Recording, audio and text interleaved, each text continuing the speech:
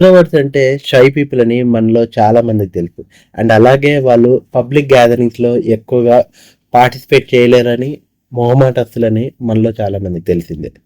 కానీ అసలు వాళ్ళు అలా బిహేవ్ చేయడానికి రీజన్ ఏంటి? వాళ్ళ బ్రెయిన్ స్ట్రక్చర్ ఎలా ఉంటుంది? వాళ్ళ బ్రెయిన్‌లో ఏమన్నా జనరల్ పీపుల్‌తో పోలిస్తే ఏమన్నా డిఫరెంట్‌గా ఉంటుందా? అసలు వాళ్ళు పుట్టడమే ఇంట్రోవర్ట్స్‌గా పుడతారా? లేకపోతే పెరుగుతున్న కొద్దీ సిచ్యువేషన్స్‌ని బట్టి ఇంట్రోవర్ట్స్‌గా తయారవుతారా? ఇలాంటి అన్ని విషయాల గురించి ఈ వీడియోలో తెలుసుకుందాం. కానీ దానికంటే ముందు ఈ వీడియో నా ఛానల్‌లో ఫస్ట్ వీడియో. మీరు నా ఛానల్‌ని సపోర్ట్ చేయాలనుకుంటే ఈ వీడియోని చివరి వరకు చూసి ఈ వీడియోని లైక్ చేసి షేర్ చేస్తే సరిపోతుంది.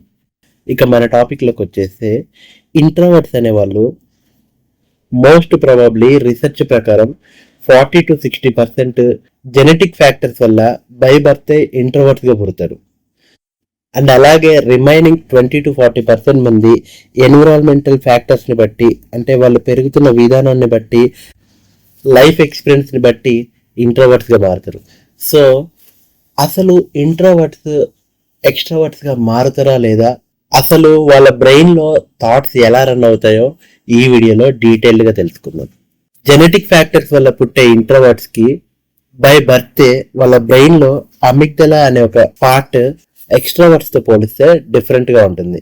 అమిగ్దలా అంటే అది మెయిన్గా ఎమోషన్స్ని ప్రాసెస్ చేస్తుంది. మన బ్రెయిన్లో జరిగే ప్రతి ఒక్క ఎమోషన్స్ని అమిగ్దలా ప్రాసెస్ చేస్తుంది.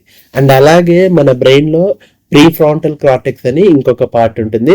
అది కూడా ఎక్కువగా డెసిషన్ మేకింగ్ కి, ప్రాబ్లమ్ సాల్వింగ్ కి, థింకింగ్ కి, ఇటువంటి లాజికల్ గా ఆలోచించే వాటన్నిటి గురించి ఈ అమిగ్దలా అండ్ అలాగే ప్రీఫ్రాంటల్ కార్టెక్స్ ఈ రెండు కూడా ఎక్స్ట్రోవర్ట్స్ కంటే ఇంట్రోవర్ట్స్ లో డిఫరెంట్ గా ఉంటాయి. డిఫరెన్స్ ఇన్ ద సెన్స్ అంటే చూడడానికి షేప్ వేరేలా కాదు, కానీ అక్కడ ఆ ఏరియాలో కార్టిసెస్ ఎక్కువ థిక్నెస్ తో ఉంటాయి. అండ్ అలాగే గ్రే మ్యాటర్ కూడా ఆ ఏరియాలో ఎక్కువగా ఉంటుంది. సింపుల్ గా చెప్పాలంటే జెనెటిక్ ఫ్యాక్టర్స్ ని బేస్ చేసుకొని పుట్టిన ఇంట్రోవర్ట్స్ పీపుల్ ఆ రెండు ఏరియాస్ లో మిగతా ఎక్స్ట్రావర్ట్స్ కానీ జనరల్ ఆడియన్స్ కానీ వీళ్ళతో పోల్చుకుంటే కొంచెం డిఫరెంట్ గా ఉంటుంది. వాళ్ళ థింకింగ్ ప్రాసెస్ కానీ, సిచ్యువేషన్స్ కి రియాక్ట్ అవ్వడం కానీ, ఆ రెండు ఎమోషన్స్ ని ప్రాసెస్ చేసే విధానాన్ని బట్టి ఇక్కడ ఇంట్రోవర్ట్స్ పీపుల్ కూడా బిహేవ్ చేస్తుంటారు. అండ్ రాను త్రూ లైఫ్ ఎక్స్పీరియన్స్ ద్వారా కొంతమంది ఇంట్రోవర్ట్స్ గా మారుతుంటారు. వాళ్ళ బ్రెయిన్ కూడా ఈ సైకిల్ రిపీట్ అవుతున్న కొద్దీ వాళ్ళ బ్రెయిన్ లో ఫంక్షనాలిటీస్ కూడా అలాగే మారుతుంటాయి. సో ఇక్కడ ఇంట్రోవర్ట్స్ గా ఆలోచించడానికి, ఎక్స్ట్రావర్ట్స్ గా ఆలోచించడానికి వాళ్ళ బ్రెయిన్ లో జరుగుతున్న ఫిజికల్ మార్పు అయితే ఇది.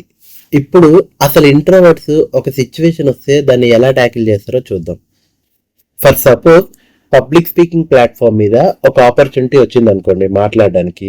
ఆ టైంలో మోస్ట్లీ ఎక్స్ట్రావర్ట్స్ ఏం చేస్తారంటే, అమ్మయ్య అవకాశం వచ్చింది, I should prove my self అని చెప్పేసి వాళ్ళు వెళ్ళి వాళ్ళకి కంటెంట్ తెలియకుండా, ఏం చెప్పబోతున్నా అన్న అవేర్నెస్ కూడా లేకుండా చాలా కాన్ఫిడెన్స్ గా చెప్తుంటారు.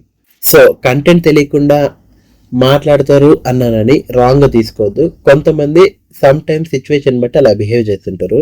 బట్ అదే ఇంట్రోవర్ట్స్కి వస్తే, అసలు ఇంట్రోవర్ట్స్ కంటెంట్ సంగతి పక్కన పెడితే, నేను ఇప్పుడు వెళ్ళి స్టేజ్ మీద ఎక్స్పోజ్ అవ్వాలా అనే విషయాన్ని మెయిన్ ఫోకస్గా తీసుకుంటారు. అసలు ఇంట్రోవర్ట్స్ యొక్క ఎనర్జీ వచ్చేసే ఓవర్ క్రౌడెడ్ ఉన్న ఏరియాలో అవాయిడ్ చేయడం, పబ్లిక్ గ్యాదర్స్ని అవాయిడ్ చేయడము, ఎక్కువ లోన్లీగా ఉంటూ వాళ్ళ సొంత కంపెనీని ఎంజాయ్ చేయడం, ఇటువంటి వాటి ద్వారానే వాళ్ళకి చాలా స్ట్రెంత్ వస్తుంది. కానీ ఆ సిచ్యువేషన్ వచ్చినప్పుడు, పబ్లిక్ ప్లాట్ఫామ్ మీద వాళ్ళు ఎక్స్పోజ్ అవ్వాల్సిన టైం వచ్చినప్పుడు, వాళ్ళు వాళ్ళ బ్రెయిన్లో ఒక మినీ సినిమానే రన్ చేస్తారు. ఆ సినిమా ఏంటంటే, అరే ఇప్పుడు నేను వెళ్ళి ఫోకస్ అవ్వాలా, ఏం చెప్పాలో ఏంటో, ఎవరేమనుకుంటారో ఏంటో, ఇలా వాళ్ళకు ముందే ఒక సినిమాని రన్ చేస్తారు. ఓవర్ థింకింగ్ చేసి వాళ్ళ మీద వాళ్ళకే సెల్ఫ్ డౌట్ పెట్టుకొని ఇలాంటి పబ్లిక్ గ్యాదరింగ్స్ ని, వచ్చిన అవకాశాలని మిస్ చేసుకుంటారు. అలాని ప్రతి సిచ్యువేషన్ లో కాదనుకోండి, కొన్ని సందర్భాలలో వేరేలాగా బిహేవ్ చేస్తుంటారు. బికాస్ అదే ఇంట్రోవర్టెడ్ పర్సన్ తన ఫ్రెండ్ కి ఏమైనా ఎక్స్ప్లెయిన్ చేయాలనుకుంటే వాడికంటే మంచిగా ఎవరు ఎక్స్ప్లెయిన్ చేయలేరు. ఎంత ఎక్స్ట్రావర్టెడ్ పర్సన్ వచ్చి ఎక్స్ప్లెయిన్ చేసినా ఆ ఇంట్రోవర్టెడ్ పర్సన్ ఎక్స్ప్లెయిన్ చేసిన దానికంటే చాలా తక్కువ. ఎందుకంటే ఇంట్రోవర్టెడ్ పర్సన్ చాలా క్రియేటివ్ వేలో చెప్తారు. వాళ్ళకి ఆ స్కిల్ అనేది ఎక్కువగా అబ్జర్వేషన్ ద్వారా అండ్ అలాగే డీప్ లిజనింగ్, ఏదన్నా అవతల వాళ్ళు చెప్తున్నారంటే చాలా డీప్గా వింటారు అండ్ అలాగే ఎమోషనల్ ఇంటెలిజెన్స్తో ఆలోచించి వాళ్ళ ఇండిపెండెంట్ ఒపీనియన్ని కన్వే చేస్తారు. సో ఇక్కడ వాళ్ళ మెయిన్ డిసడ్వాంటేజెస్ వచ్చేసి ఓవర్ థింకింగ్ అండ్ అలాగే సెల్ఫ్ డౌట్. కానీ వాళ్ళ మెయిన్ స్ట్రెంగ్త్ వచ్చేసి మంచి అబ్జర్వేషన్ స్కిల్స్ అండ్ అలాగే ఎక్కువ శాతం ప్రతి సిచ్యువేషన్ని క్రియేటివ్గా ఆలోచించి వాళ్ళ ఇండిపెండెంట్ డెసిషన్ తీసుకోగలుగుతారు. ఒక ఇంట్రోవర్టెడ్ పర్సన్గా ఉండడం వల్ల అడ్వాంటేజా డిసడ్వాంటేజా అంటే కొన్ని సిచ్యువేషన్స్లలో అడ్వాంటేజే అండ్ అలాగే కొన్ని సిచ్యువేషన్స్లో డిసడ్వాంటేజ్ ఉంటుంది. ఏదేమైనప్పటికీ ఇంట్రోవర్టెడ్ పర్సన్స్ ఇంకా కొంచెం పబ్లిక్గా ఎక్స్పోజ్ అవుతే వాళ్ళకే అడ్వాంటేజ్ ఉంటుంది. సో ఫ్రెండ్స్, ఈ వీడియోలో చాలా వరకు ఇంట్రోవర్టెడ్ పర్సన్స్ గురించి ఓవర్వ్యూ మాత్రమే చెప్పాను. ఇన్ డెప్త్గా అసలు ఇంట్రోవర్ట్స్ ఎక్స్ట్రోవర్ట్స్గా మారగలుగుతారా లేదా, అసలు మారాల్సిన అవసరం ఎంతవరకు ఉంది, ఈ మధ్య కాలంలో చాలా మంది ఎక్స్ట్రావర్ట్స్ కూడా ఇంట్రోవర్ట్స్గా మారుతున్నారు.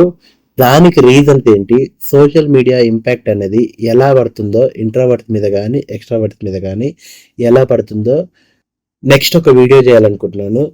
ఒకవేళ ఆ వీడియో మీద మీకు ఇంట్రెస్ట్ ఉన్నట్టయితే, ఇంకా కొంచెం ఇన్ఫర్మేషన్ తెలుసుకోవాలనుకుంటే కింద కామెంట్ సెక్షన్లో పార్ట్ 2 అనుకోవచ్చు, ఏదైనా అనుకోవచ్చు, ఐ వాంట్ అనదర్ వీడియో అని కింద కామెంట్ సెక్షన్లో కామెంట్ చేయండి.